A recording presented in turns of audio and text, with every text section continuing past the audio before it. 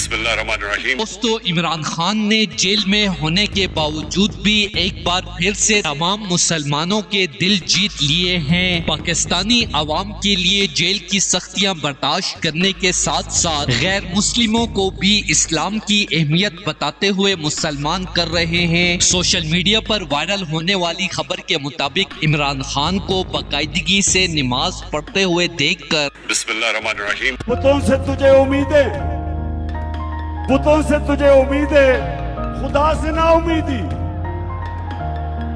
बता तो सही और काफरी क्या है। एक हिंदू कैदी अशोक ने इस्लाम कबूल कर लिया है। इमरान खान को तोड़ने वाले वक्त के फिरौनों पर यह खबर बिजली की तरह गिरी है, क्योंकि हदीस है, अल्लाह के आखिरी पैगंबर की जो हदीस है, नबी सल्लल्लाहु अलैहि वसल्लम अल्लाह के आखिरी पैगंबर हैं, तो इसके ऊपर डिबेट क्यों है?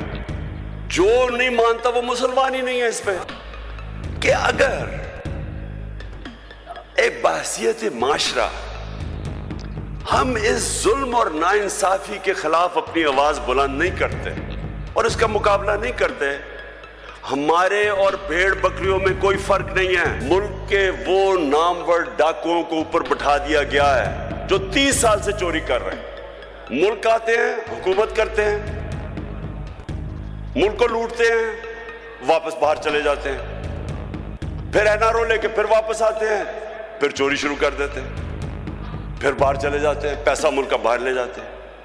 अब मुझे मैं सवाल ये पूछता हूँ, जो इंसान अपनी कौम और अपने मुल्क के लिए इतनी तकलीफ बर्दाश्त करने के बावजूद भी नहीं टूट रहा, तो इंशाअल्लाह अनकरीब इमरान खान की फतह यकीनी नजर आ रही है। दोस्तों, इस हवाले से अपनी राय का इजहार कमेंट सेक्शन में दें। वीडियो अच्छी लगे तो लाइक करें और इस चैनल को सब्सक्राइब करें।